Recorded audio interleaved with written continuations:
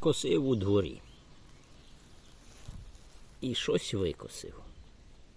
Таке, наче хтось наплював. А якщо ми в цій слині покопаємося, то знайдемо там цикадку. Оця чорненька крапочка.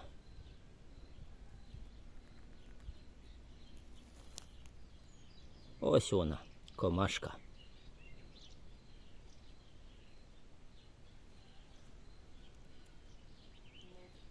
А це її будиночок.